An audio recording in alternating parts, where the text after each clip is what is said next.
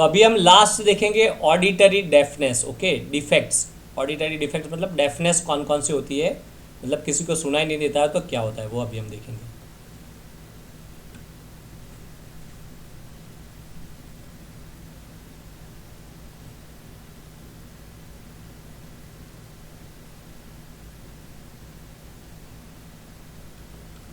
Okay, so deafness, that means inability to hear. Okay, there are two type of deafness, conductive deafness and neurological deafness या nerve deafness. तो conductive deafness और इसको better word कभी कभी use करते हैं यहाँ पे सेंसरी न्यूरल डेफनेस। इसका मतलब रिसेप्टर खराब है तो सेंसरी होगा, नर्व खराब है तो न्यूरल होगा, तो इसको बोलते हैं सेंसरी न्यूरल डेफनेस। आपको थर्ड फर्स्ट जब ईएनटी होगा तब ये वर्ड आएगा सेंसरी न्यूरल डेफनेस। अपनी बुक में शायद नर्व डेफनेस वर्ड होगा, लेकिन sensory deafness is a good one. Why? क्योंकि उसमें रिसेप्टर भी आता है और नर्व भी आती है। तो sensory neural deafness and conductive deafness. अभी हम देखेंगे what is conductive deafness and what is sensory neural deafness.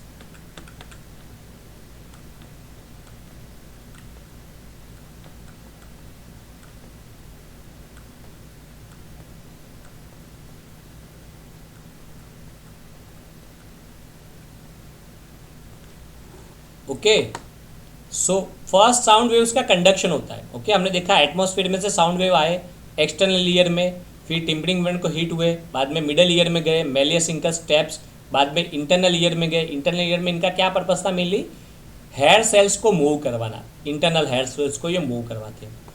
तो इंटरनल हेयर सेल्स को मूव करवाने के पहले सब कुछ भी जो हुआ इसको बोलते हैं कंडक्शन।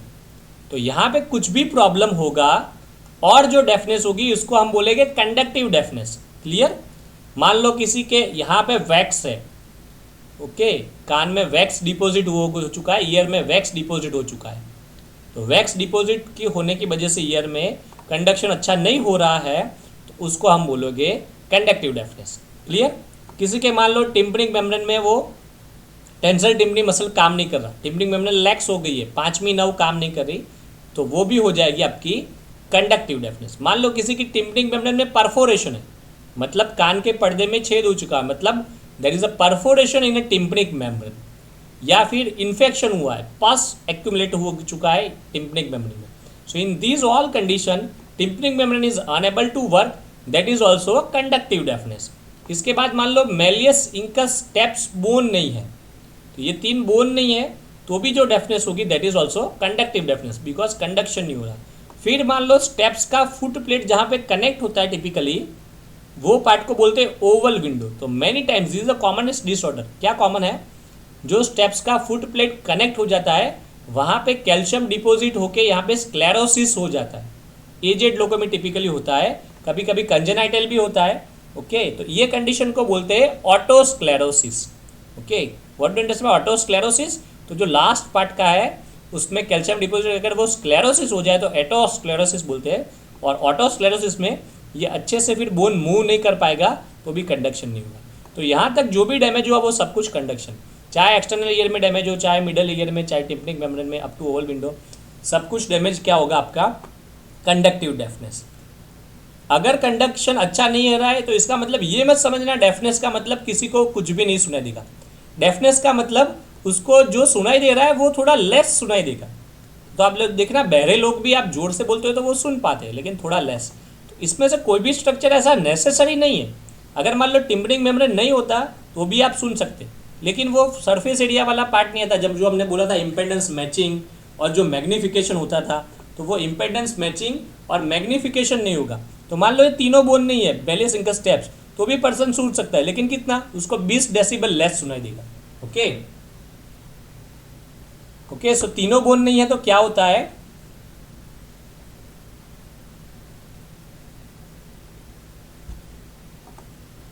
ओके, सो तीनों बोन नहीं है तो 15 से 20 डेसिबल लेस सुनाई देगा।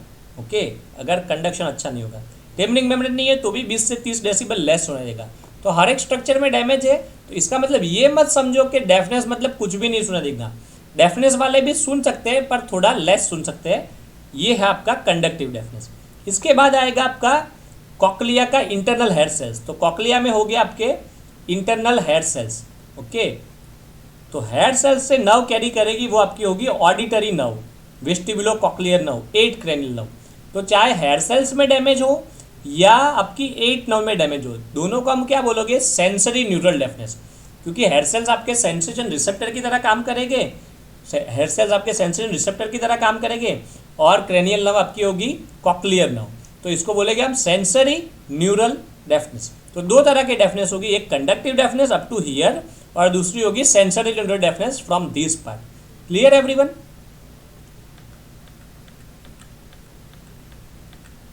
सेंसरी न्यूरल डेफनेस में भी सबको क्लियर कि भाई सेंसरी न्यूरल डेफनेस में भी क्या होगा कि नर्व डैमेज हो सकती है, लेकिन उसमें भी याद रखना पूरा डैमेज नहीं होगा। ओके, सेंसरी न्यूरल डेफनेस में भी क्या होता है, नर्व के सारे फाइबर डैमेज नहीं होते। मान लो 70% फाइबर डैमेज है तो भी 30% फाइबर से वो कैरी करेंगे सिग्नल, तो नर्व डेफनेस भी पूरी डैमेज नहीं होती, थोड़ा बहुत उसको लेस सुनाई देता है, उसको हम बोलते हैं डेफनेस। तो conductive deafness and the sensory neural deafness. Okay, और आपको इनर ईयर के हेयर सेल्स मूव होते हैं, उसकी वजह से आपको सुनाई देता है।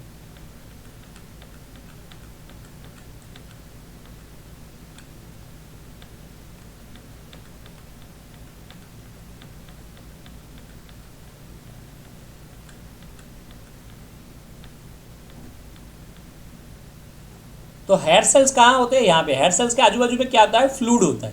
क्लियर? तो आपको हेयर सेल्स को मूव करना है फ्लूइड के विद इन, तब ये आपको सुनाई देता है। तो आपको ये फ्लूइड में वाइब्रेशन पैदा करना है, इसकी वजह से ये हेयर सेल्स मूव होता है। बेसिलर मेम्ब्रेन के वाइब्रेशन से हेयर सेल मूव होता है, ये हमने देखा है। ओके, तो ये पार्ट लेकिन कहाँ पे होता है, आपको यहाँ पे वाइब्रेशन मूव करने हैं तो ये हेयर सेल्स मूव हो जाएगा, लेकिन ये पार्ट जो फ्लूइड होता है that is surrounded by bony cavity. तो ये पूरा फ्लूइड स्कल में कलेक्टेड होता है। तो बोनी कैविटी है, स्कल में ये पूरा फ्लूइड होता है।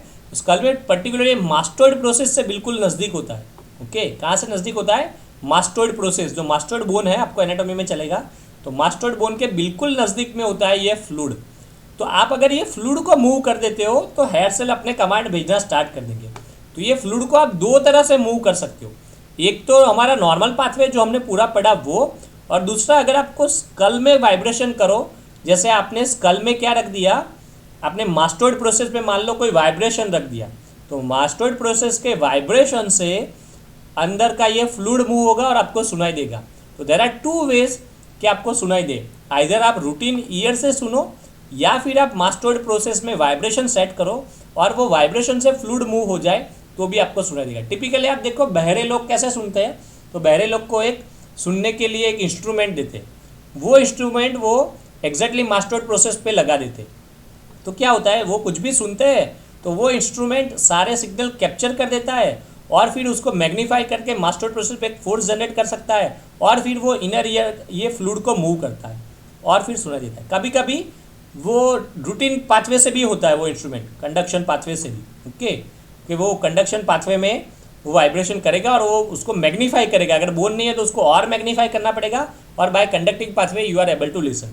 But I don't know the exact mechanism, ये आपको रफ कंसेप्ट समझा रहा हूँ, आपको अगेन ईएनटी में एक क्लियर चलेगा। ओके, कि कैसे वो इंस्ट्रूमेंट काम करते हैं। लेकिन अभी मैं क्या पर्पज समझाना चाहता हूँ कि there are two ways to move this fluid. One way is our routine way like ear, फिर स्टेप्स, मेलियस, इंकस, फिर कॉक्लिया, ये वाला, और second way is by mastoid process. If you are moving through a ear that is different and from a bone different. अभी मैं दिखाता हूँ वो कंडक्शन कैसे होता है।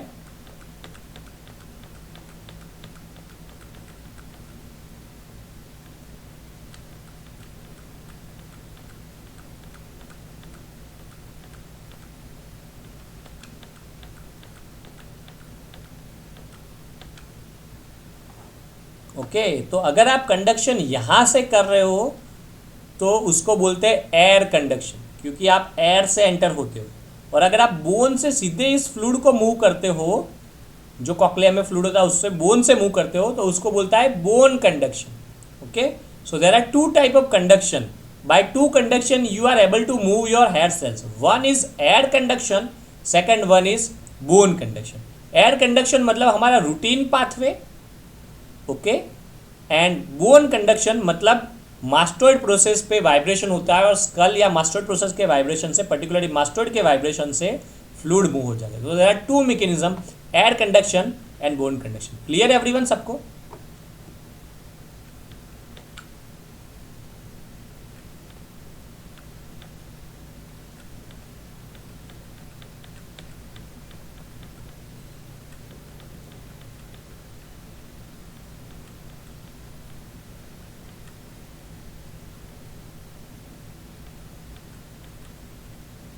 सो deafness there are two type again, inability to hear, कौन सी, conductive deafness and sensory neural deafness. आप अभी आपको समझ में आ जाएगा कि what is conductive deafness and what is sensory neural deafness. Okay, conductive में वो कंडक्शन वाला प्रॉब्लम था, सेंसरी न्यूरल डेफनेस में आइदर नर्व डैमेज और a receptor damage, internal hair cell damage. Again what is conductive deafness, due to sound transmission defect either in the external ear और middle ear. तो मैंने दिखा है वैसे ही, एक्सटर्नल ईयर या मिडल ईयर में डैमेज है तो कंडक्टिव डेफनेस होगी। Partial loss of hearing, cochlea nerve are intact, so bone conduction is still possible. तो ऐसे पेशेंट्स को क्या होगा, कंडक्टिव डेफनेस में पार्शियल लॉस ऑफ हियरिंग होगा। ओके, क्योंकि एक्सटर्नल ईयर या मिडल ईयर में डैमेज है। लेकिन यहाँ पे एक की वर्ड है, ट्रिकी वर्ड, जहाँ पे स्टूडेंट फंस जाते हैं। कौन सा वर्ड है, bone conduction is still possible. तो what do understand by bone conduction, मैंने बोला वैसे ही, बोन कंडक्शन मतलब आपको मास्टोइड पे कुछ रखना है वाइब्रेशन, और मास्टोइड फ्लूइड को वाइब्रेट करेंगे, और फ्लूइड वाइब्रेट हो गया तो आपके हेयर सेल्स मूव हो जाएगा, आपको सुनाई देगा। हेयर सेल से कौन कमांड ले जाता है, नर्व्स, 8 क्रेनियल नर्व। तो हेयर सेल मूव हो गए तो आपका कॉक्लिया मूव हो गया और आपके 8 क्रेनियल नर्व ने कमांड दिया, तो वो दोनों तो इंटेक्ट थी। सेंसरी न्यूरल में क्या होता है, सेंसरी न्यूरल में आपकी कॉक्लिया और नर्व डैमेज हो जाती है। तो सेंसरी न्यूरल डेफनेस में आपका इंटरनल हेयर सेल्स एंड आपकी वेस्टिबुलो कॉक्लियर नर्व डैमेज होती है। तो चाहे आप हेयर को मूव भी कर लो लेकिन आपको सुनाई नहीं देगा, क्योंकि भले आपने हेयर को मूव कर दिया है,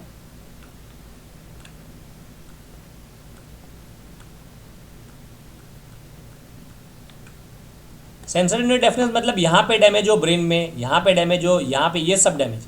अगर मान लो आपने यहाँ पे हेयर सेल्स को मूव भी कर दिया लेकिन कमांड यहाँ तक ही पहुँचेगा, यहाँ तक तो पहुँच ही नहीं पाएगा क्योंकि कहीं ना कहीं लेशंस है। ओके, तो ये नर्व में डैमेज है, इसको हम बोलेंगे सेंसरी न्यूरल डेफनेस, या रिसेप्टर में डैमेज, उसको बोलेंगे हम सेंसरी न्यूरल डेफनेस। तो सेंसरी न्यूरल डेफनेस में मान लो नर्व में कहीं भी डैमेज है, आपने हेयर सेल्स को मूव भी करवा दिया लेकिन आगे नहीं सुनाई देगा।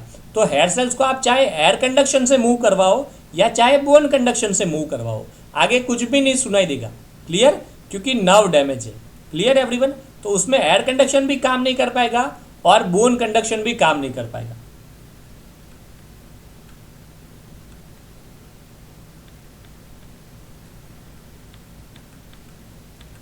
लेकिन पहले वाले में क्या था, कंडक्टिव डेफनेस में आपका बोन कंडक्शन काम करता है। तो ये ट्रिकी वर्ड स्टूडेंट यहाँ पे फंसते में ये बोल रहा था, क्या है कंडक्टिव डेफनेस, मतलब उनको लगता है कंडक्शन खराब हो जाना। ओके, कंडक्टिव डेफनेस मतलब उनको लगता है कंडक्शन खराब हो जाना। कौन सा कंडक्शन खराब होना, air conduction, bone conduction.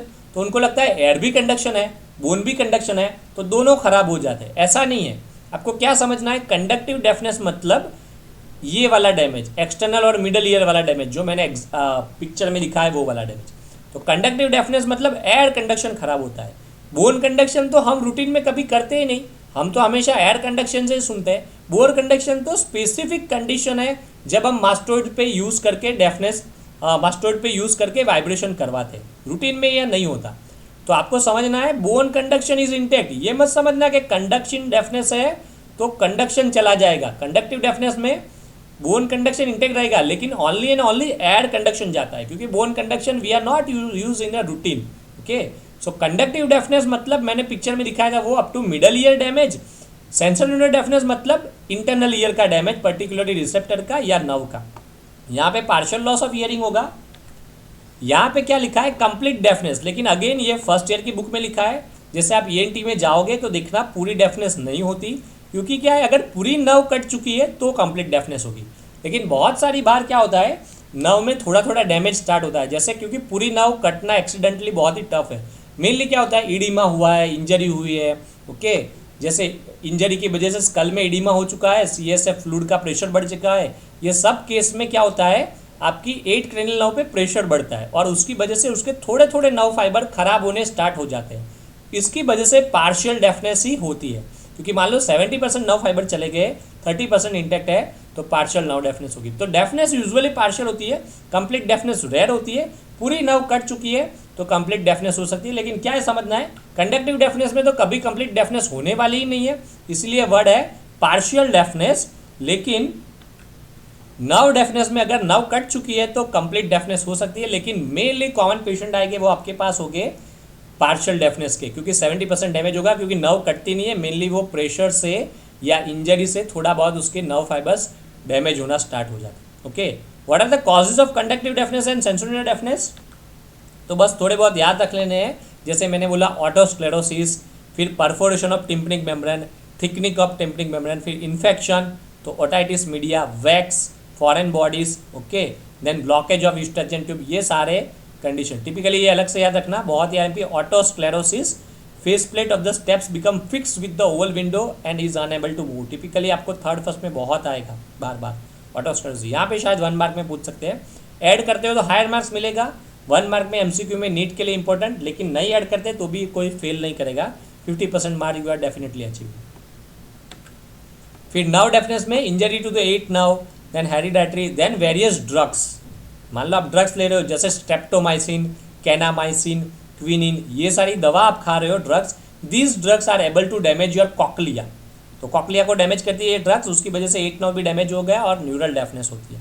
Same way loud sound, अगर आप रॉक म्यूजिक सुनते हो, जेट प्लेन का म्यूजिक या रॉक म्यूजिक सुनते हो, या जेट प्लेन में मूव होते हो, उसकी वजह से जो साउंड आ रहा है, बहुत ज़्यादा आप अपने ईयरफोन यूज़ कर रहे हो, ये सभी लाउड साउंड है, जो नॉइज़ है उसकी वजह से भी आपका इनर ईयर डैमेज होता है कॉकलिया। वही तो हमने पहले देखा था, लाउड साउंड से इनर हेयर सेल डैमेज होते हैं और वो न हो उसकी वजह से वो एटेन्यूशन रिफ्लेक्स आती है। क्लियर सबको वो कंसेप्ट कि लाउड साउंड से इनर हेयर सेल डैमेज होते हैं और वो ना हो इसके लिए हमें एटेन्यूशन रिफ्लेक्स आती है।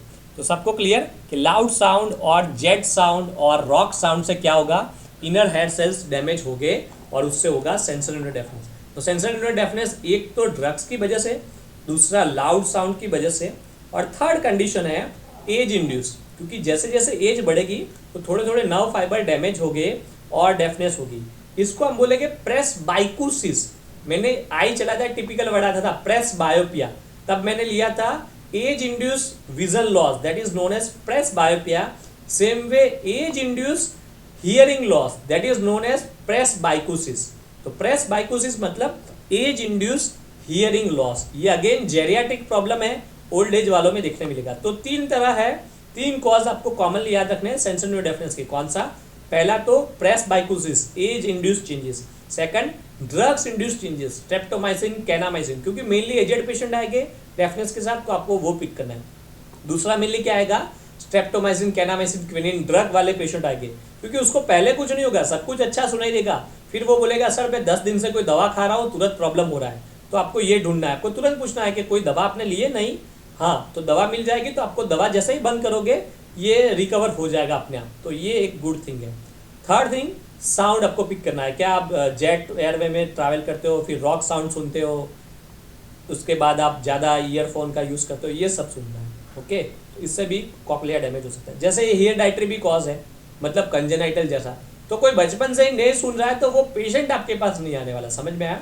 कोई बचपन से नहीं सुन रहा है, उसकी एज 40 साल की है, तो छोटे बच्चे तो क्योंकि पीडियाट्रिक के पास जाएंगे, आप में से तो जैसे थोड़े लोग पीडियाट्रिक बनेंगे, लेकिन बहुत सारे रूटीन डॉक्टर बनने वाले हैं या फिर एमडी करने वाले हैं, तो उनके पास ये पेशेंट क्यों आएगा? उसको तो पहले से पता है मैं बचपन से नहीं सुनता हूँ, तो दैट्स वाई मैं ऐसे कॉज पे ज़्यादा फोकस नहीं करता। ऐसे फोकस कॉज ठीक है, एग्जाम में लिखना है, एलोबरेट करना है, मार्क लेने हैं, लेकिन जो कॉज आपको मेनली ऐसे कॉज याद रखने हैं जो पेशेंट बन पाएगा। टिपिकली ड्रग्स वाला पेशेंट आएगा क्योंकि वो पहले बिल्कुल अच्छा सुनेगा और विद इन फ्यू डेज उसकी एबिलिटी चली जा रही है, और मैं इसलिए इसको वंडरफुल बोलता हूँ क्योंकि जैसे ही आप ड्रग बंद करते हो तो सब कुछ अच्छा हो जाता है। दैट्स वाई आपको अच्छे से हिस्ट्री लेके ड्रग बंद करवा दो तो वापस क्योर हो जाता है मोस्टली, लेकिन कभी कभी फिर इरिवर्सिबल डैमेज हो चुका, बहुत सालों से दवा खा रहा है तो फिर नहीं कवर होगा। फिर लाउड साउंड में होगा रॉक साउंड, लेकिन ये फिर रिकवरी बहुत लेस होती है, लेकिन आप प्रोटेक्ट कर पाओगे। तो ये वंडर है, जैसे बंद किया उसको अच्छा हो गया, उसको बहुत अच्छा लगेगा कि बहुत अच्छा डॉक्टर है भाई, तुरंत मेरा काम सॉल्व कर दिया। लेकिन फिर आप क्या बोलोगे, रॉक साउंड सुनता रहता है, डैमेज हो चुका है, तो आप बोलोगे जो हो चुका है वो हो चुका है, फेल हो गए तो हो गए, अभी और मेहनत करो, वैसा बोलना पड़ेगा। उसकी जगह फेल वाले को फेल होने से पहले ही बचा लिया तो उसको बहुत अच्छा लगता है। तो सेम वे स्ट्रेप्टोमाइसिन ड्रग से याद रखना, जो डैमेज करती है उसको बंद करवा देना। यहाँ पे बंद करोगे तो आगे फ्यूचर में डैमेज और नहीं बढ़ेगा और प्रोटेक्शन मिलेगा। फिर वेरियस ट्रीटमेंट है वो आपको ईएनटी में कवर होगी, उससे आप थोड़ा बहुत कवर कर सकते हो, लेकिन सेंसिटिव डेफनेस में रिकवरी बहुत टफ है क्योंकि नर्व चली गई है, तो बहुत टफ है कि रिकवरी मिल जाए। ओके, तो प्रोटेक्शन ही मेन वन होगा। अब डायग्नोसिस कैसे करना है, तो ट्यूनिंग फॉर्क टेस्ट आएगी, Rinne test, Weber test, absolute bone conduction test, Schwabach test, ये सारी टेस्ट आपको चलेगी प्रैक्टिकल में। तो होप जब भी कोरोना फिनिश हो जाए, प्रैक्टिकल होगा तो ये होगा, अदरवाइज फिर हम कुछ सोचेंगे कैसे ये सब प्रैक्टिकल वाली चीज़ें करनी है। ओके, तो ये सारी टेस्ट प्रैक्टिकल में कवर होगी।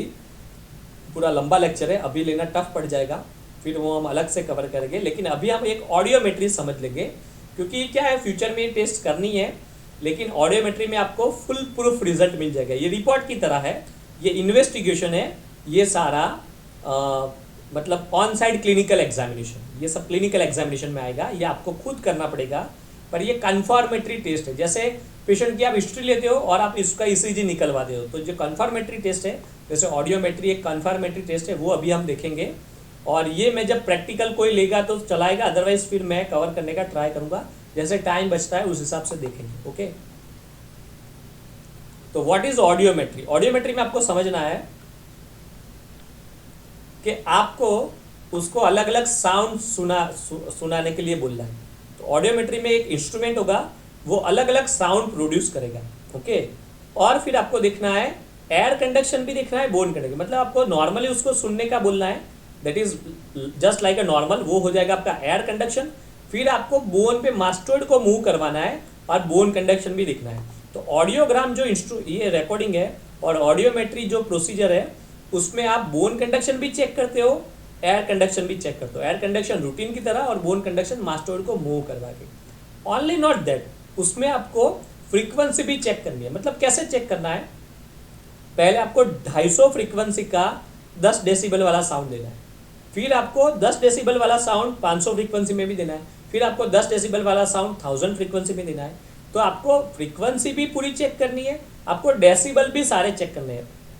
अगर उसको नहीं सुनाई दे रहा है तो डेसिबल इंक्रीज ही करते जाना है, और उसको कब सुनाई देता है वो चेक करना है। तो ऑडियोमेट्री में प्रोसीजर क्या है कि साउंड प्रूफ रूम होगा, ईच ईयर सेपरेट चेक करना है, सब्जेक्ट वेयर्स हेडफोन। ओके, तो थोड़ा बहुत याद रख लो, फिर ईएनटी में डिटेल आएगा, लेकिन मेन हमें इंटरप्रिटेशन समझना है, क्योंकि वो सब आपको टेक्नीशियन करके देगा। एज अ डॉक्टर क्या होगा, आपके पास ये रिपोर्ट आएगा, मान लो आप एमबीबीएस बनते हो या एमडी बनते हो, तो पेशेंट ये रिपोर्ट लेके आएगा, तो आपको रिपोर्ट को अच्छे से इंटरप्रेट करना आता है। रिपोर्ट कैसे हुआ है वो आपका काम नहीं है, वो ईएनटी वाला आपको करके देगा। ओके, या ईएनटी भी टेक्नीशियन को दे देते तो वो टेक्नीशियन करके देता है। ओके, तो फिर भी थोड़ा बहुत देखना है तो देख लो, ईएनटी में डिटेल में चलेगा, जो ईएनटी बनता है उसके लिए काम का है, अदरवाइज बाकी डॉक्टरों को इतना काम करने, लेकिन थोड़ा देख लेते हैं। Sound proof room, each ear test separately, subject wears a headphone. Okay, इसके बाद he flashes a light whenever he hears the sound, तो उसको सुनाई दे तो उसको हाथ से कुछ सिग्नल करना है, लाइट देनी है उसको खुद ये करना है, ताकि मतलब उसको सुनाई दे रहा है। ओके, बीच में वो बोल नहीं पाएगा क्योंकि उसको हेडफोन वेयर हो चुका है। फिर आपको दोनों चेक करने हैं, air conduction as well as bone conduction, AC as well as BC. AC मतलब एयर कंडक्शन भी चेक करना है, बीसी मतलब बोन कंडक्शन भी चेक करना है, और सारी फ्रीक्वेंसी भी चेक करनी है। So at each frequency the threshold intensity is determined and plotted graph called audiogram. तो ऐसे आपका पूरा ऑडियोग्राम मिल जाएगा। अभी हमें देखना है ऑडियोग्राम, इसमें क्या हो सकता है। तो ये जो रेड वाला दिखा है वो आपका नॉर्मल दिखा है, दिख रहा है सबको। तो इसमें 4 अलग अलग लाइन हो सकती है, या 2 लाइन भी अलग अलग हो सकती है, राइट ईयर लेफ्ट ईयर का अलग भी हो सकता है। तो ये है आपका नॉर्मल। ओरिजिनल जब पेशेंट का आप देखोगे तब आपको 4 लाइन अलग अलग दिखेगी, एयर कंडक्शन भी दिखेगा, बोन कंडक्शन भी दिखेगा, राइट का भी दिखेगा, लेफ्ट का भी दिखेगा। तो राइट का एयर कंडक्शन, इसके बाद राइट का बोन कंडक्शन, बाद में लेफ्ट का एयर कंडक्शन और लेफ्ट का बोन कंडक्शन, 4 चीज़ों मिलके एक कॉमन ग्राफ मिलेगा। लेकिन यहाँ पे फर्स्ट ईयर स्टूडेंट्स में आपको सिर्फ राइट ईयर का ग्राफ दिखा है या सिर्फ लेफ्ट ईयर का। ओके, तो यहाँ पे आप देखो एयर कंडक्शन दिखा है, बोन कंडक्शन दिखा है, तो ये ओनली राइट ईयर का ग्राफ है, या फिर लेफ्ट ईयर का, कोई भी एक ईयर का ग्राफ। क्लियर? तो ये जो मार्किंग है वो दिखा रहा है आपका एयर कंडक्शन, और ये जो मार्किंग है वो आपको दिखा रहा है बोन कंडक्शन। ओके, तो ये देखो ग्राफ ऐसा है, 10 पे है तो नॉर्मल के बिल्कुल नज़दीक है, तो ये ऑलमोस्ट नॉर्मल जैसा एयर कंडक्शन, बोन कंडक्शन। और अगर आप 40 या 50 पे जा रहे हो तो डेफनेस प्रूवन हो रही है बहुत ही हाई अमाउंट में। तो क्या ट्रिकी वन है, कभी कभी स्टूडेंट को लगता है अरे वो 10 पे सुन रहा है कि 50 पे सुन रहा है, ये नहीं है। आप ये समझो ये डेसिबल है, वो लॉस इन डेसिबल है। इसका मतलब वो 10 डेसिबल का सुन पाता है और 40 डेसिबल का सुन पाता है, ऐसा नहीं है। वो कितना डेसिबल लेस सुन पाता है ये डिटेक्ट है। मतलब ये 10 मतलब किसी के पास 100 रुपये है और यहाँ पे 10 लिखा है, मतलब उसके पास 90 रुपये है। किसी के पास 100 रुपये है और यहाँ पे 40 लिखा है, इसका मतलब उसके पास 60 रुपीज़ है। तो ये लॉस दिखा रहा है। लॉस बढ़ा मतलब डेफनेस बड़ी, लॉस छोटा मतलब डेफनेस छोटी। तो अगर आप यहाँ पे हो तो ये लॉस जीरो हो जाएगा ऑलमोस्ट, तो डेफनेस नहीं होगी। और अगर आप यहाँ पे आ रहे हो तो लॉस बढ़ रहा है मतलब डेफनेस हो रही है। तो ये इन्वर्टेड ग्राफ है, इसको अच्छे से समझें, ठीक है। तो अगर आप यहाँ पे हो तो उसको हम बोलेंगे नॉर्मल। तो आप नॉर्मल से नीचे हो तो ये भी डेफनेस है, यहाँ पर भी आप नॉर्मल से नीचे हो तो ये भी डेफनेस है, ये सेंसर यूनिट डेफनेस है, ये कंडक्टिव डेफनेस है। कैसे इंटरप्रेट करना है, तो मान लो ये नॉर्मल है। अभी आप देखो एयर कंडक्शन, एयर कंडक्शन क्या है, डिक्रीज है, तो हाँ है 10 डेसिबल का। धीरे धीरे आप देखो एयर कंडक्शन डिक्रीज है, फिर यहाँ पे एयर कंडक्शन बहुत बड़ा डिक्रीज है 40 डेसिबल का, यहाँ पे एयर कंडक्शन बहुत बड़ा डिक्रीज है 30 डेसिबल का। क्या हुआ, 10 डेसिबल का डिक्रीज था यहाँ पे 30 डेसिबल का डिक्रीज कैसे हुआ। आप देखो 10 डेसिबल पे देखो फ्रीक्वेंसी ऑलमोस्ट जीरो के आसपास, और 4000 पे देखो फ्रीक्वेंसी, 30 पे देखो फ्रीक्वेंसी है 4000। तो ये क्या दिखा रहा है कि डेफनेस तो है, वो लेस सुन रहा है, लेकिन अगर हाई पिच साउंड है तो उसको और खराब सुनाई दे रहा है। तो ये ऐसा पेशेंट है कि उसको डेफनेस है 10 डेसिबल लेस सुनाई देता है, लेकिन 200, 50, 500, 1000 पे 10 डेसिबल, लेकिन अगर वो 3000, 4000 पे गया तो बहुत ही ज़्यादा लेस सुनाई देता है। क्लियर। तो नाउ डेफनेस का पेशेंट कैसे इंटरप्रेट होगा, आप देखो ये मार्किंग नीचे है, इसका मतलब एयर कंडक्शन गया क्या, बोन कंडक्शन। तो आप देखो एयर कंडक्शन चला गया 10 का। इसके बाद आप ये देखो तो क्या गया, ये सिग्नल लिखा था बोन कंडक्शन, तो यहाँ पे एयर कंडक्शन भी 10 का गया, यहाँ पे बोन कंडक्शन भी 10 का गया, यहाँ पे एयर कंडक्शन भी गया, बोन कंडक्शन भी गया, एयर कंडक्शन भी गया, बोन कंडक्शन भी गया, एयर कंडक्शन बहुत ही ज़्यादा गया, बोन कंडक्शन भी गया, दोनों गए। तो हर बार यहाँ पे एयर कंडक्शन भी गया है, बोन कंडक्शन भी गया है, लेकिन आप देखो हमेशा एयर कंडक्शन हाइट पे है, बोन कंडक्शन नीचे, क्योंकि एयर कंडक्शन देखो आप नॉर्मल चीज़ है, जो हम नॉर्मल सुन रहे हैं वो एयर कंडक्शन है। तो हमेशा एयर कंडक्शन अच्छा होता है और बोन कंडक्शन थोड़ा लेस ही होता है, ये नॉर्मल चीज़ है, क्योंकि बोन कंडक्शन में आपको मास्टोइड को मूव करना है। तो दैट्स वाई हमेशा याद रखना आपका air conduction is longer than bone conduction, आपका एयर कंडक्शन लॉन्ग होगा, बोन कंडक्शन थोड़ा लेस होगा। तो ये नॉर्मल की तरह लग रहा है, देखो आप एयर कंडक्शन लॉस है, बोन कंडक्शन उससे भी लेस है, लेकिन नॉर्मल से बहुत ही नीचे है। तो यहाँ पे क्या इंटरप्रेट हो रहा है, पेशेंट का एयर कंडक्शन भी गया है, बोन कंडक्शन भी गया है। ऐसा नहीं है कि ओनली एयर कंडक्शन गया हो, क्या गया है, एयर कंडक्शन भी गया है, बोन कंडक्शन भी गया है, लेकिन एयर कंडक्शन थोड़ा ही गया है, बोन कंडक्शन थोड़ा ज़्यादा गया है। देखो एयर कंडक्शन टॉप पे है, बोन कंडक्शन थोड़ा नीचे है, इसका मतलब एयर कंडक्शन भी गया, बोन कंडक्शन भी गया, एयर कंडक्शन थोड़ा ही गया, बोन कंडक्शन थोड़ा ज़्यादा गया। तो एयर कंडक्शन बोन कंडक्शन दोनों चले गए, लेकिन नॉर्मल पेटेंट इंटैक्ट रह रही है, तो ये सेंसरी न्यूरल डेफनेस आएगी। क्योंकि मैंने टिपिकली यहाँ पे क्या बोला था, ये वाला पार्ट सेंसरी न्यूरल डेफनेस, जहाँ पे कंप्लीट डेफनेस, एयर कंडक्शन भी जाएगा, बोन कंडक्शन भी जाएगा। और कंडक्टिव डेफनेस में टिपिकली क्या था, conductive deafness bone conduction remain intact. Okay, तो कंडक्टिव डेफनेस में आपको बोन कंडक्शन नॉर्मल इंटैक्ट रहेगा, only and only air conduction जाएगा, क्योंकि डैमेज ईयर में, एक्सटर्नल ईयर में, मिडल ईयर में है। ओके, तो एयर कंडक्शन जाएगा लेकिन बोन कंडक्शन नॉर्मल रहेगा कंडक्टिव डेफनेस में। सेंसरी यूनिट डेफनेस में आपका एयर कंडक्शन भी जाएगा, बोन कंडक्शन भी जाएगा। तो यहाँ पे टिपिकली देखो एयर कंडक्शन भी गया है, बोन कंडक्शन भी गया है, तो ये सेंसरी न्यूरल डेफनेस है, कंफर्म। क्लियर एवरीवन, आपका एयर कंडक्शन भी गया, बोन कंडक्शन भी गया, सेंसरी न्यूरल डेफनेस है, और लेकिन एयर कंडक्शन थोड़ा गया है, बोन कंडक्शन ज़्यादा गया है, तो नॉर्मल की तरह इंटैक्ट दिख रहा है। तो this is a sensory neural deafness because air conduction and both conduction both lost, दो द नॉर्मल पैटर्न इंटैक्ट रहेगी, एयर हाई है, बोन। तो टिपिकली कैसे समझो, मान लो किसी का एयर कंडक्शन 100 है और बोन कंडक्शन 90 है, ये नॉर्मल है। ओके, 100 और 90, उसकी जगह किसी का 10 और 9 हो जाता है, तो 100 और 90 था, उसकी जगह 10 और 9 मतलब डिक्रीज तो है, डेफनेस है, लेकिन 100 का 10 हुआ, 90 का 90 हुआ, तो वो इंटैक्ट रह रहा है। ओके, तो सेंसरी न्यूरल डेफनेस में ऐसा पिक्चर इंटैक्ट रहता है लेकिन डेफनेस होती है। ओके, ये मैं इसलिए बार बार समझा रहा हूँ क्योंकि ये ऑपोजिट हो जाएगा कंडक्टिव में, तब आपको समझ में आ जाएगा। अगर मान लो आपका ये बोन कंडक्शन, यहाँ पे देखो आपका बोन कंडक्शन आपको हाइट पे देखने मिलेगा एयर कंडक्शन से, तो अगर नॉर्मली एयर कंडक्शन टॉप पे है, बोन कंडक्शन बॉटम में है, लेकिन यहाँ पे क्या हो रहा है, आपका बोन कंडक्शन हाई पे आ रहा है, एयर कंडक्शन नीचे आ रहा है, तो ये है कंडक्टिव डेफनेस। क्योंकि टिपिकली कंडक्टिव डेफनेस में क्या लॉस होता है, एसी या बीसी, तो कंडक्टिव डेफनेस में लॉस होता है एसी, मतलब एयर कंडक्शन चला जा रहा है। तो एयर कंडक्शन बहुत ही नीचे आ चुका है 40 डेसिबल पे लॉस पे, वाइल बोन कंडक्शन बहुत ही high, almost normal. Okay, normal से थोड़ा नीचे है क्योंकि नॉर्मल तो अचीव नहीं होगा। ओके, क्योंकि नॉर्मल तो ईयर से एयर कंडक्शन ही है, तो बोन कंडक्शन ऑलमोस्ट नॉर्मल रह रहा है। यहाँ पे बोन कंडक्शन थोड़ा तो नीचे आपको दिखेगा ही क्योंकि वो मास्टोइड से मूव हो रहा है। ओके, तो ऑलमोस्ट 4 या 5 डेसिबल पे। तो देखो एयर कंडक्शन चला गया, बोन कंडक्शन नॉर्मल है, तो ये कंसिडर डेफनेस हो गई कंडक्टिव डेफनेस। तो क्लियर सबको? अगर एयर कंडक्शन चला जाता है, बोन कंडक्शन नॉर्मल रहता है, तो ये है आपकी कंडक्टिव डेफनेस। अगर एयर कंडक्शन बोन कंडक्शन दोनों चले जाते हैं लेकिन नॉर्मल पेटेंट इंटेक्ट रहती है, एसी मोर देन बीसी दिखता है, तो ये होगी आपकी सेंसरी यूनिट डेफनेस। और नॉर्मल पेशेंट में तो सभी यहीं पे दिखेगा। नॉर्मल पेशेंट में ये एयर कंडक्शन पूरा ये लाइन पे होगा और बोन कंडक्शन बिल्कुल यहाँ पे, तो ये एयर कंडक्शन होगा, ये बोन कंडक्शन होगा, तो ये नॉर्मल कहलाएगा। क्लियर? तो नॉर्मल में यहाँ पे एयर कंडक्शन होगा, यहाँ पे बोन कंडक्शन होगा, यहाँ पे एयर कंडक्शन, यहाँ पे बोन। क्लियर? अब आपको समझना है कंडक्टिव डेफनेस कब होती है। कंडक्टिव डेफनेस टिपिकली होती है अगर बोन्स में डैमेज हो, तो ऐसा पिक्चर देखने मिलेगा। उसमें टिपिकली ऑटोस्क्लेरोसिस है, उसको बोलते हैं कारहाट नोच, आपको ईएनटी में चलेगा, तो 2000 हर्ट्ज पे नोच आएगी। तो मान लो ऐसा पेशेंट होता कि सब कुछ नॉर्मल होता लेकिन ओनली एंड ओनली 2000 हर्ट्ज पे उसका एयर कंडक्शन चला जाता, तो पूरा नॉर्मल है और only and only air conduction उसका 2000 हर्ट्ज पे चला जाता है, तो वो नॉच को बोलते हैं कारहाट नोच।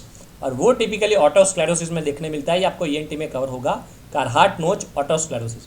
वैसे आप देखो ये पिक्चर, नर्व डेफनेस तो है लेकिन टिपिकली 4000 हर्ट्ज पे चला गया है। ओके, बाकी इतना ज़्यादा लॉस नहीं है, तो ये टिपिकली हाई फ्रीक्वेंसी पे नॉच आती है, सेनाइल डेफनेस, ये प्रेस बाइकोसिस है। तो जब भी एज इंड्यूस चेंजेस आता है, प्रेस बाइकोसिस मतलब सेनाइल डेफनेस, तो आपको 4000 हर्ट्ज पे नॉच देखने मिलेगी, और ऑटोस्क्लेरोसिस में आपको 2000 हर्ट्ज पे नॉच देखने मिलेगी। तो 2000 हर्ट्ज पे नॉच होगी तो वो ऑटोस्क्लेरोसिस का पेशेंट होगा, 4000 हर्ट्ज पे नॉच होगी तो वो सेनाइल डेफनेस का पेशेंट होगा, एज वाला। तो ये टिपिकली जो डायग्राम है ये सेंसरी न्यूरल डेफनेस का डायग्राम है। लेकिन सेंसरी न्यूरल डेफनेस के 3 कॉज मैंने आईएमपी बोले थे। कौन से 3? एक तो एज इंड्यूस, दूसरा ड्रग्स लेने की वजह से, और तीसरा रॉक म्यूजिक की वजह से। ओके, एक तो एज इंड्यूस, दूसरा ड्रग्स, और तीसरा रॉक म्यूजिक। और कंडक्टिव डेफनेस के मैंने बहुत सारे कॉज बोले थे। कौन कौन से बहुत सारे कॉज बोले थे? कंडक्टिव डेफनेस के आपको बहुत सारे कॉज मिलेंगे, जैसे कि malleus damage, incus damage, stapes damage, perforation of tympanic membrane.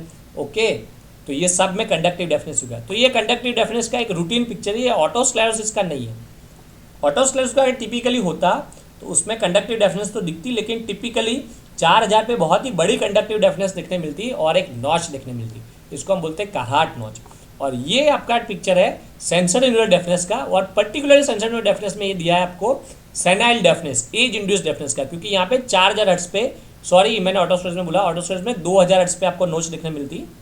Okay, और यहाँ पे 4000 हर्ट्ज पे, तो ऑटोस्क्लेरोसिस ऐसा ही पिक्चर होता कंडक्टिव डेफनेस जैसा, लेकिन आपको 2000 हर्ट्ज पे एक बड़ा लॉस देखने मिलता, इसको हम बोलते हैं कारहाट नोच ऑटोस्क्लेरोसिस। टिपिकली आपको ईएनटी में चलेगा, और एज इंड्यूस डैमेज में 4000 हर्ट्ज पे नोच देखने मिलती। इसके अलावा मान लो ये पूरी लाइन यहाँ पे देखने मिलती, सारी फ्रीक्वेंसी के लिए लॉस हो जाता है air conduction as well as bone conduction, तो वो टिपिकली होता है कैनामाइसिन की वजह से। अगर आप कैनामाइसिन, जेंटा, ये सारी ड्रग्स ले रहे हो, अगर आप ड्रग ले रहे हो कैनामाइसिन, स्टेप्सोमाइसिन, क्विनिन, ओके, तो जेंटामाइसिन, कैनामाइसिन, स्टेप्टोमाइसिन, क्विनिन, ये सारी ड्रग्स ऑटोटॉक्सिसिटी करती है। ऑटोटॉक्सिसिटी मतलब ईयर को डैमेज करती है, तो ये कॉक्लिया को डैमेज करेगी और पूरे कॉक्लिया को, मतलब सारी फ्रीक्वेंसी चली जाएगी। तो अगर उनकी वजह से डैमेज होता तो सेंसरी न्यूरल डेफनेस जैसा ही पिक्चर होता, लेकिन पूरा डैमेज यहाँ पे होता। ओनली ये 4000 हर्ट्ज पे नोच नहीं दिखती, ओके, पूरा ही आपको बॉटम में दिखता। और यहाँ पे आप देखो 4000 हर्ट्ज पे नोच है, तो प्रेस बाइकोसिस। थर्ड कंडीशन है रॉक म्यूजिक। अगर आप रॉक म्यूजिक सुनते हो तो बहुत ही लाउड होता है, उसमें पर्टिकुलरली आपको ऐसा ही पिक्चर देखने मिलेगा। पर रॉक म्यूजिक लाउड होता है, तो हमने पहले भी देखा था, loud music usually low frequency होता है। तो रॉक म्यूजिक में ग्राफ ऐसा आएगा, यहाँ पे डैमेज होगा, फिर हाई फ्रीक्वेंसी पे वो नॉर्मल हो जाएगा। तो इसका ऑपोजिट ऐसा ग्राफ नहीं होगा यहाँ से नीचे, बल्कि ऐसा ग्राफ आएगा यहाँ से और फिर धीरे से ऊपर चला जाएगा। ओके, तो ये बॉटम पे ग्राफ होगा और बाद में ये टॉप पे चला जाएगा। Okay, that is a rock music. तो this is all about audiogram. पूरा मैंने अच्छे से डिटेल में लिया है, समझा है, अदरवाइज ईएनटी में डिटेल चलता है। मैंने जो अलग थे जो बुक में नहीं दिए वो भी मैंने आपको समझा है, वो आप खुद भी बुक में ड्रॉ कर सकते हो कि भाई रॉक म्यूज़िक का कैसा होगा। इसके बाद आप देखो कि सैनल डेफनेस का तो दिखा है, ऑटोस्क्लेरोसिस का भी ड्रॉ कर सकते हो। इसके बाद आप जेट एयरवेज का भी ड्रॉ कर सकते हो, फिर कैनामाइसिन स्ट्रेप्टोमाइसिन ड्रॉ। तो आप गूगल में सर्च करके वो इमेज भी ले सकते हो और ड्रॉ कर सकते हो, क्योंकि मैंने कंसेप्ट क्लियर करवा दिया है, पेशेंट में काम का है। और इमेज इसलिए आप देख लेना कि ड्रॉ कर सकते हो या खुद भी ड्रॉ कर सकते हो, क्योंकि एग्जाम में अगर आप 4 या 5 ऐसे ड्रॉ करते हो तो बहुत ही बड़ा इम्पैक्ट, अच्छा इम्पैक्ट बनता है। क्योंकि IMP है, पेशेंट में पूरा हम पढ़ते हैं फिजियोलॉजी, लेकिन पेशेंट पे क्या अप्लाई करना है, दैट इज़ वेरी IMP। तो पेशेंट पे आपको पूरा ऑडियोग्राम ही अप्लाई करना है, तो उसका मैंने इंटरप्रिटेशन समझा है, तो समझना तो है ही। तो अच्छा है कि समझ तो चुके हो तो ड्रॉ भी कर दो। तो ड्रॉ करोगे तो एग्जाम में 2 पेज तो पूरे इससे ही भर जाएंगे, और टीचर्स को लगेगा अच्छा पेज भरा है तो मार्क्स भी अच्छे मिलेंगे। तो डेफनेस की शॉर्ट नोट्स आती है, तो ये सब कुछ आप उसमें ऐड कर पाते हैं। और बाकी जो बचा वो हम प्रैक्टिकल के वक्त में कवर करने का ट्राई, ठीक है। I hope you understand this, okay.